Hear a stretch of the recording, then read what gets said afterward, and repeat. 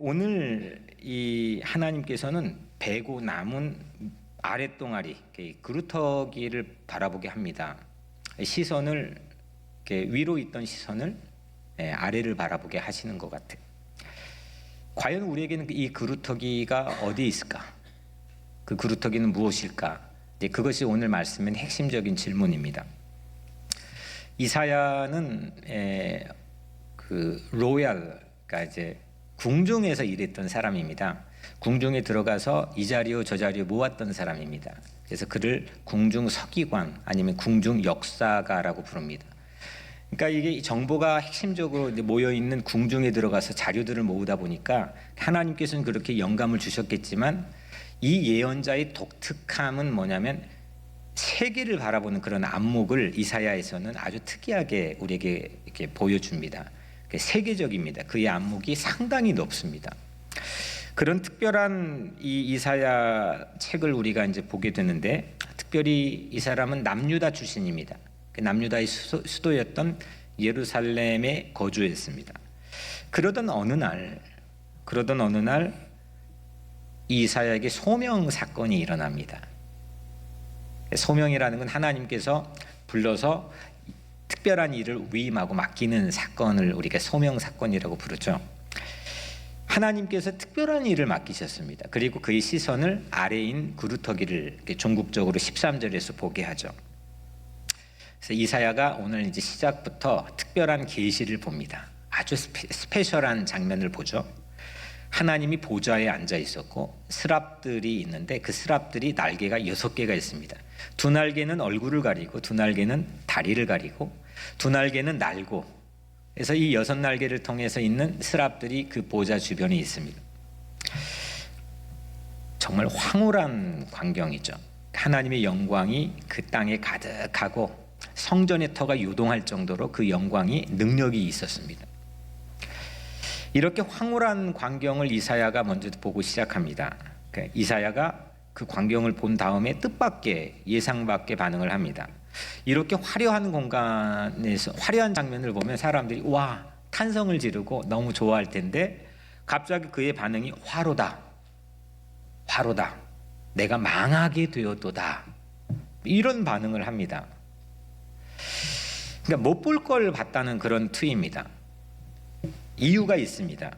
오늘 5절에 나는 입술이 부정한 사람이요, 나는 입술이 부정한 백성 중에 거주하면서 만군의 여호와이신 왕을 배웠습니다. 그러니까 자격 안 되는 사람이 주님 앞에 대면하게 됐다는 그 자기 성찰을 하게 되는 거죠. 그래서 이제껏 하나같이 더러운 말만 일삼았던 자신이 하나님을 대면했기 때문에 나는 이젠 재앙의 날을 맞이했구나, 나 이제 망하게 됐다, 이렇게 얘기하는 겁니다. 이사야가 이거 하나님과 비대면 상황에서는 전혀 알지 못했던 그런 상황이 펼쳐진 겁니다. 하나님을 대면해 보니까 이렇게 자기를 깊이 들여다보고 하나님 앞에 주제 파악 못하고 설 수 있는 인간이 아니라는 걸 깨닫게 된 거죠. 그때 천사가 제단의 수술, 우리가 잘 알고 있는 것처럼 제단의 젓가락, 부젓가락으로 수술 가지고 이사야의 입술에 대죠. 그때 이렇게 천사가 말합니다. 7절에 보라, 이것이 내 입에 닿았으니 내 악이 제하여졌고 내 죄가 사하여졌느니라. 용서를 받은 거죠. 하나님 앞에 이제 대면을 할 수 있는 길이 열리게 된 겁니다. 하나님이 이렇게 말씀합니다. 내가 누구를 보내며 누가 우리를 위하여 갈꼬. 여기까지 이 장면들을 보니까 꼭 그 이사야가 소명을 받는 이 장면이 그 예배 드리는 장면 같지 않습니까? 하나님과 대면하니 자신을 들여다봅니다. 그냥 멀뚱멀뚱 하나님하고 대면하고 있는 상황만 그냥 지나치는 게 아니라 그 순간 내 내면을 바라보고 자기를 성찰하게 됩니다. 그리고 하나님 앞에서 회개하게 되죠. 하나님 앞에 설 수가 없는 존재라는 자기 인식과 또 진솔한 회개를 하나님 앞에 하게 됩니다. 이때 하나님은 어떻게 합니까? 그런 이사야를 그래 너는 그런 사람이야 라고 문전박대하지 않으셨죠. 그를 용서하시고 그가 새롭게 회복할 수 있는 길을 열어주셨습니다. 오늘 우리도 예배 현장에서 어디에서나 이 자리에 있던 온라인을 통해 드리는 우리 성도들이건 예배 안에서는 이런 이사야와 같은 은혜가 임하기를 주 이름으로 축복합니다. 그냥 대면하는 것 같은, 마치 근데 실제는 비대면인 상황. 하나님 앞에 예배는 드리지만 내가 하나님 앞에 섰다는 그런 느낌, 대면의 상황이 전혀 없는 그런 예배가 아니라 하나님과 대면했더니 내 내면이 들여다 보여지고 또 하나님께 그 내면을 회복시켜 주시고 치유해 주신 그런 은혜가 있고 또 나에겐 새로운 일을 맡겨주시는 그런 은혜가 오늘 하나님과의 대면 상황의 이 예배 가운데 모두에게 임하기를 주의 이름으로 축복합니다. 아멘. 이사야가 이렇게 답합니다. 그러니까 하나님이 내가 누구를 보내며 누가 우리를 위하여 갈고 이렇게 이제 물어보셨단 말이에요. 그때 이사야가 이렇게 대답합니다. 아주 유명한 고백이죠. 내가 여기 있나이다. 나를 보내소서. 우리 한번 따라해 볼까요? 내가 여기 있나이다. 나를 보내소서. 네. 아주 우리에게 익숙하고 사실 오늘 마지막에 부를 찬양이었는데 지금 화면 상태가 좋지 못해서 다른 찬양을 이제 급하게 골랐는데 주여 내가 여기 있나이다. 네, 그 찬양 가사 내용이 이제 여기에서 나온 거죠. 내가 여기 있습니다. 나를 보내소서. 이 또한 예배 안에서 일어나야 되는 사건이죠. 내 마음에 묵직한 굳은 마음이 예배를 통해 생기는 거죠. 주님 보내시면 내가 가정이든 일터든 세상에 그렇게 파송되는 모습으로 나가야 되는 거죠. 그런데 문제는 방금 전 두려웠던 이사야가 선뜻 나가겠습니다. 어디든 보내주십시오. 이렇게 변화가 됐단 말이에요. 근데 어디로 가느냐, 이게 이제 오늘 말씀에서 이제 실제적인 매우 중요한 이슈입니다. 하나님께서 어디로 가라고 하셨을까요? 하나님께서 가라고 하신 곳이 그렇게 만만한 곳이 아니었습니다. 아주 강팍한 사람들이 있는 곳으로 가라고 했습니다. 하나님 그들을 심판하실 계획이었거든요. 심판이 이만저만한 심판이 아니었습니다. 이사야는 끔찍한 현장으로 가야만 하는 겁니다. 이사야가 언제까지, 주님 언제까지 하시렵니까? 이게 언제까지 심판하시렵니까? 어느 정도까지입니까? 이렇게 물었더니 하나님께서는 거의 모든 것이 황폐해질 때까지, 거의 전멸 상태에 이를 때까지라고 답하셨습니다. 모조리 모든 사람이 멀리 쫓아내서 황폐한 곳이 많을 때까지라는 겁니다. 근데 13절에 그 중에 10분의 1이 아직 남아있을지라도 이것도 황폐하게 될 것이나 설령 10분의 1, 그러니까 10% 정도 남아있어도 그것도 봐주지 않고 다시 참화가 덮칠 현장으로 이사야가 가야 됐던 겁니다. 하나님이 이사야에게 가라고 한 현장은 이런 곳입니다. 솔직히 여러분들이라면 이런 현장에 선뜻 자진해서 갈 수 있겠습니까? 이런 현장, 그러니까 지금 주님 내가 여기 있습니다. 나를 보내소서 했는데 그게 그냥 가면 와 하고 막 흥분하고 설렐 수 있는 그런 현장이 아니라 가서 누구를 만나서 무슨 일을 해야 되고 어떻게 시작해야 될지도 아무것도 막막한 그런 현장입니다. 하나님께서 실마리를 주셨습니다.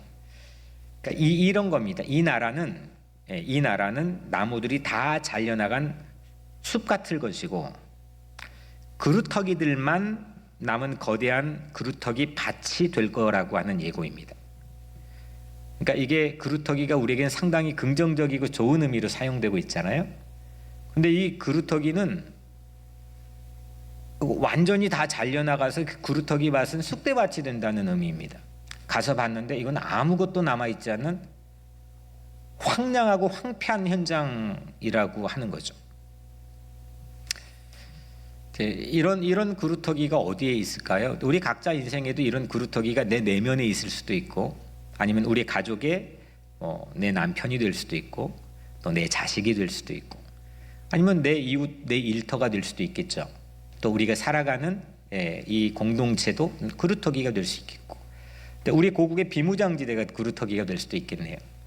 하여튼 이게 전부 다 황폐한 그 희망의 근거가 전혀 남아있지 않은 10%도 아니고 10%가 남아도 봐주지 않고 그것조차 다시 참화로 덮어버리겠다고 하는 이제 엄중한 상황의 현장으로 이사야에게 가라 이렇게 말씀하는 겁니다. 근데 그 그루터기 안에 이 그루터기 안에 거룩한 시가 담겨 있다는 겁니다. 그것이 바로 이제 오늘 하나님께 주실 한 줄기 희망입니다. 이게 10%도 아니고 고작 글쎄 1% 뭐 1% 미만 정도 희망? 그렇다면 여러분들은 어떻게 그곳에 가시렵니까? 우리는 적어도 이렇게 주파나를 이렇게 튕겨서 내가 가야 될 곳이면 50% 이상은 어느 정도 근거를 제공해줘야 그 현장으로 갑니다. 결혼할 때도 저 사람이 나에게 유리한지, 나에게 이득이 되는지, 나에게 수지를 맞게 해줄 사람인지, 이거 여러 가지 따집니다. 자식을 결혼시킬 때도 마찬가지고 직장을 갈 때도 마찬가지입니다. 심지어 교회를 선택할 때도 마찬가지죠.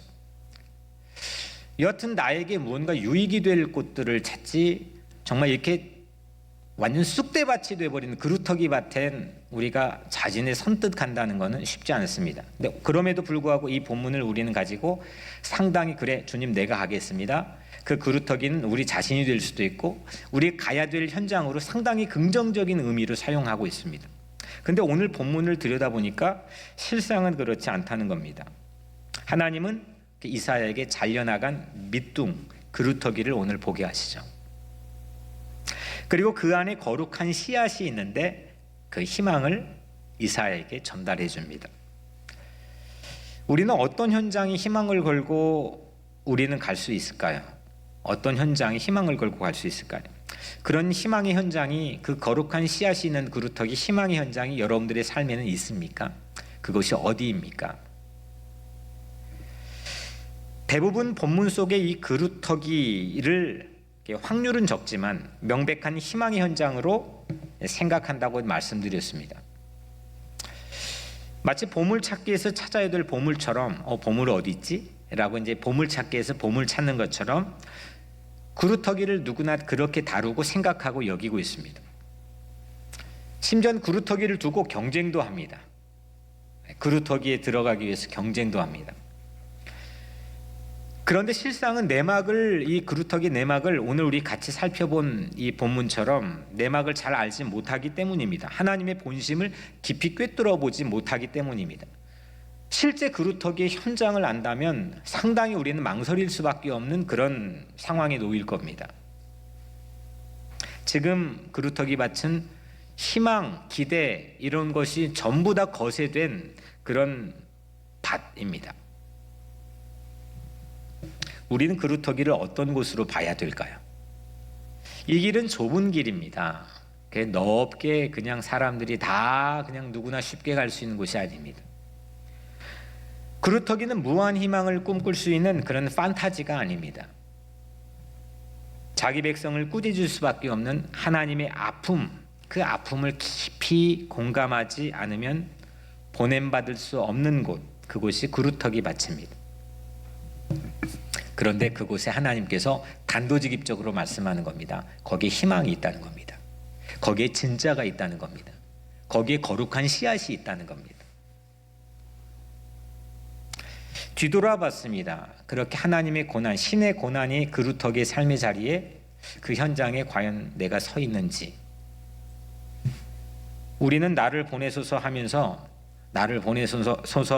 아주 가끔 은혜 필 받는 날에 장엄하게 하나님 앞에서 호들갑을 떨기도 합니다. 하나님, 나 준비됐습니다. 나 갈 겁니다. 어디든 보내주십시오. 그러다가 또 횟가닥 또 우리가 뒤집어지고 내 삶에 인해 자기 삶 속에 매몰돼 버리는 경우들이 일상일 때가 많습니다. 적절하게 타협합니다. 소도 사야 되고 장가도 가야 되고 예수님이 하신 비유의 내용처럼 여러 가지 변명들을 댑니다. 그래서 나는 아직 못 갑니다. 조금만 있다가 나중에 가겠습니다. 내 상황이 이렇습니다. 하나님의 고난 따위는 안중에 없을 때가 상당히 많습니다. 우리는 표리, 겉과 속이 다를 때가 있다는 거죠. 실제 본질과 형식이 다를 때가 있다는 겁니다. 형식이 내용을 물론 어느 정도 보장하지만 그게 전체가 형식이 내용이 될 수는 없습니다. 과연 내가 살고 있는 오늘 예배, 이 현장이라고 붙여진 이 예배가 정말 하나님 대면하고 있는 그런 실제적인 내면적인 본질적인 예배인가? 이 안에서 오늘 이사야가 시선을 받고 마주하게 된 가야 될 현장이 오늘 우리 각자의 삶의 현장에 보여지고 있는가? 신앙이라고 하는 게 늘 나의 취사 선택처럼 여겨진다면 다시 한번 생각해 봐야 될 문제 아니겠습니까? 신앙은 보냄 받는 겁니다. 보냄을 받는 겁니다. 찾아와 주신 주님께서 나에게 은혜를 베풀어 주셔서 나에게 보냄을 받게끔 해주시는 게 신앙입니다. 신앙의 사이클이죠. 내가 선택하는 틈이 없습니다. 그냥 찾아와 주시고 불현듯 나에게 다가와 주시고 나를 터치해 주시고 이윽고 나를 보내주시는, 그게 신앙의 사이클입니다. 보냄받는 이유는 뭐겠습니까? 갚을 수 없는 은혜, 한량없는 은혜, 표현할 수 없는 그런 사랑을 받았기 때문 아니겠습니까? 날 찾아와 부정한 날 정결하게 해주신 그 십자가의 은혜 때문에 우리는 지금 내가 여기 있습니다. 나를 보내소서. Send me. 나를 보내소서. 내가 가는 게 아닙니다. 보내면 가는 겁니다. 선택이 아닙니다. 이건 다만 순종할 뿐입니다. 순종하면 자유를 얻게 되죠. 하나님이 그분이 책임져 주시기 때문입니다. 근데 그 구루터기에 갔더니 거기가 진짜 살맛 나는 곳이라는 겁니다. 거기에 진짜 자유함이 있다는 것입니다. 거기에 진짜 사는 삶의 의미가 있다는 겁니다. 예수 믿는 것은, 예수 믿는다는 것은 그래서 그 현장을 따라 사는 것입니다. 따라가는 겁니다. 보냄을 받았다고 하는 자기 존재의 새로운 인식을 가지고 사는 겁니다. 아, 나는 오늘 아침 못 먹고 내가 오늘 어디 가고 그 스케줄 따라 사는 일정도 있겠지만, 아, 나는 이 직장에 갔고, 아, 이 학교 졸업하면 어디를 가고, 아, 이 사람 만나 결혼하고, 자기 어떤 라이프 스케줄도 있겠지만 우리의 크리스찬이라고 한다면 새로운 자기 인식을 가지고 사는 겁니다. 아, 나는 무엇을 해도 어디를 가도 보냄을 받았다는 겁니다. 그 자리는 나는 send me, 나를 보내소서. 하나님이 보냈다고 하는 자기 인식을 가지고 사는 거죠. 이런 이사야는 참 신기합니다. 후에 역시 그런 맥락에서 정말 가장 이 위대한 노래를 부르지 않습니까? 이사야 53장에 고난받는 메시아의 노래를 부르지 않습니까? 이사야 53장 2절 5절 제가 잠깐 읽어드리면, 그는 고운 모양도 없고 풍채도 없은즉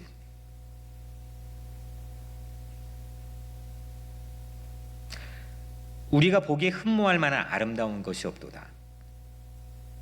그는 멸시를 받아 사람들에게 버림받았으며 간고를 많이 겪었으며 질고를 아는 자라.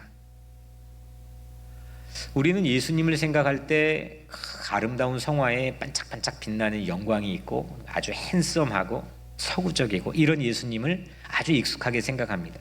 근데 오늘 성경이 고백하고 있는 예수님은 전혀 매력이라고는 하나도 없고 풍채도 풍모도 없는, 사람들이 아름다운 것을 찾을래야 찾을 수 없는 그런 모습. 거기가 그루터기 현장에 올라가신 예수님이라는 거죠. 실제 제자들은 다 뒤를 돌아버리고 도망가지 않았습니까?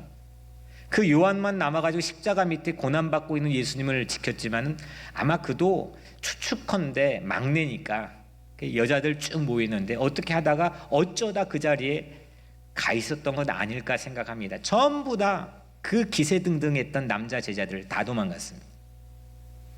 그런 곳이 그루터기입니다. 마치 사람들이 그에게서 얼굴을 가리는 것 같이 멸시를 당하였고 우리도 그를 귀히 여기지 아니하였도다. 그는 실로 우리의 질고를 지고 우리의 슬픔을 당하였거늘 우리는 생각하기를 그는 징벌을 받아 하나님께 맞으며 고난을 당한다 하였노라. 그가 찔림은 우리의 허물 때문이요 그가 상함은 우리의 죄악 때문이라. 그가 징계를 받음으로 우리는 평화를 누리고 그가 채찍에 맞음으로 우리는 나음을 받았도다. 아멘. 그 십자가의 그루터기 현장을 통해서 힐링이 일어나고 구원이 일어나고 회복이 일어나고 새로 태어난 삶들이 있게 된다는 거죠. 그게 예수님에게는 자유였고 기쁨이었을 것 같습니다. 우리들도 마찬가지로 그 자기 십자가를 지고 그 그루터기 현장으로 간다면 동일한 사건이 일어난다고 하는 확신과 믿음을 가지고 살아가는 사람들이 크리스찬들입니다. 거기 갔더니 망할 줄 알았는데 여기 있는 게 그래도 내 보신과 안위를 위해 좋을 것 같았는데 거기 갔는데 살아나는 역사들이 있다는 겁니다. 흑인 빈민가 들어갔어요. 어떻게 사나 한 달도 못 살 것 같다 생각했는데 20년째 거기서 살아나는 역사들이 있다는 것. 그 그루터기 현장에 예수 그리스도가 오른 십자가가 세워집니다. 아름다운 것이 하나도 없는 그곳 십자가 현장으로 주님은 가셨고 우리를 그 현장으로 이끄셔서 구원하셨습니다. 십자가 아래에 있는 자들은 그래서 그 보혈을 통해서 구원받는다는 믿음을 우리는 가지고 있죠. 꼭 여러분들 빈민가까지 갈 필요가 있겠습니까? 그렇게 그런 특별한 사람이면 좋겠지만 우리가 서 있는 자리가 그 그루터기 자리가 아주 호화로운 자리일 수도 있습니다. 아주 위대한 자리일 수도 있습니다. 경쟁을 해서 들어가야 될 자리일 수도 있습니다. 하지만 하나님이 아파하는 고난이 있는 그 그루터기라고 한다면 우리는 명백히 보냄받은 증인들인 줄로 믿습니다. 10%도 남기지 않고 1%도 될까 말까 한 지경까지 전부 다 무너져버리고 처참하게 황폐해진 그 그루터기 현장.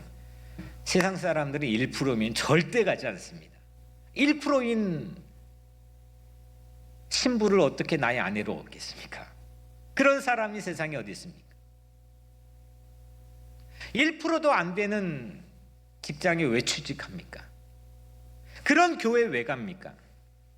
그런데 세상 사람들의 식견으로는 1%였을지는 모르지만 하나님 입장에선 그 거룩하신 씨앗이 있는 자리는 100%라는 겁니다. 이게 우리가 바라보는 새로운 믿음 아니겠습니까? 겨자씨 한 알에 믿음만 있으면 그 안에서 100% 산이 옮겨지는 그런 역사를 상상하고 볼 수 있는 그런 가슴이 예수 믿는 사람들의 가슴인 줄로 믿습니다. 희망이 사라진 곳에서 저마다 사람들은 희망을 얘기하지만 여러분들이 희망으로 서시기를 축복합니다. 이것이 거룩한 씨앗을 품고 있는 그루터기 현장에 서 있는 사람들, 증인들입니다. 거룩한 씨를 품은 그루터기는 하나님께서 남겨놓으신 좋은 이웃입니다. 이런 이웃을 만나는 것 축복이죠. 이런 이웃을 만나는 것은 정말 삶의 아주 큰 럭키입니다. 또한 내가 누군가에게 축복이 되는 것, 그렇게 좋은 이웃이 되는 것, 이런 축복된 사람들을 만나는 것, 우리 삶에 하나님이 예비해 놓으신 보물이고 행복인 줄로 믿습니다. 우리 교회는 그런 현장 개발에 최선을 다했으면 좋겠습니다. 그러면 하나님이 채워주시고 책임져 주시고 축복해 주실 줄로 믿습니다. 그게 교회입니다. 내 자의적인 판단과 계획에 의해서 움직여지는 그런 교회 공동체가 아니라 정말 하나님의 뜻에 따라 어쩌다 보니 그 자리 현장에 서 있게 되고 어쩌다 보니 좋은 이웃이 되어주고 어쩌다 보니 사람들이 가지 않는 그 현장 한복판에 서 있게 된 하나님께 영광을 돌려드릴 수 있는 그런 뉴욕 우리 교회가 되기를 축복합니다. 그 자리는 신이 고난받는 자리입니다. 십자가의 자리입니다. 하지만 그곳이 모든 사람들을 살리고 구원받게 하는 영광의 자리인 줄로 믿습니다. 그곳을 찾는 것, 그 현장을 찾는 것, 이것이 지난주에 이어서 포스트 코로나 시대에 교회가 풀어야 될 가장 본질적인 이슈라고 다시 한번 하나님께 제게 확신을 주십니다. 희망은 오직 하나님에게서만 오기 때문입니다. 사랑하는 여러분, 어떤 현장을 찾고 있습니까? 어떤 현장에 서 있습니까? 그 현장은 누구의 것입니까? 왜 여러분들은 그 현장에 서 있습니까? 누구를 보낼고 말씀한 하나님의 마음이 내가 여기 있나이다. 나를 하나님의 현장으로 보내소서. 그렇게 기꺼이 순종할 수 있는 그런 큰 믿음이 오늘 우리 마음속에 채워지기를 축복합니다. 이것이 우리 일상을 다 엉클어뜨려 놓고 새롭게 질서를 세우고자 하는 이 포스트 코로나 시대에 담겨있는 하나님의 섭리라고 생각합니다. 어디를 가더라도 어디에 서 있더라도 하나님의 희망을 잃지 않고 놓지 않고 세울 수 있는 그런 좋은 이웃 되기를 주님의 이름으로 축복합니다.